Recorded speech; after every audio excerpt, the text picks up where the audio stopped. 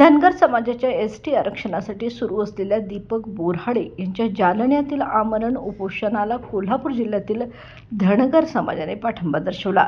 मुख्यमंत्री देवेंद्र फडणवीस यांनी 2014 मध्ये दिलेले आश्वासन अजूनही पूर्ण झालेले नसल्याचा आरोप करत समाजाने 2 दिवसात आरक्षणाची अंमलबजावणी करण्याची मागणी केली आहे। अन्यथा राज्यभर उग्र आंदोलन छेडण्याचा इशारा दिलाय।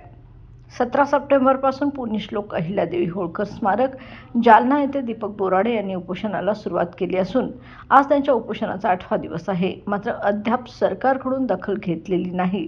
जर बोऱ्हाडे यांच्या जीवितास काही अनिष्ट घडले तर त्याची संपूर्ण जबाबदारी सरकारची राहील असा इशाराच निवेदनात देण्यात आला आहे। निवेदन जिल्हाधिकाऱ्यांमार्फत मुख्यमंत्र्यांना पाठवण्यात आले।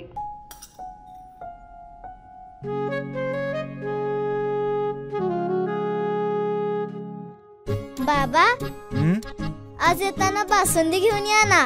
अगं, कालच आपण आईचा वाढदिवस होता म्हणून आणली होती ना। ऐकलं, गोकुळची बासुंदी पुन्हा खावीशी वाटतेय। खरं सांगू, मलाही खावीशी वाटतेय।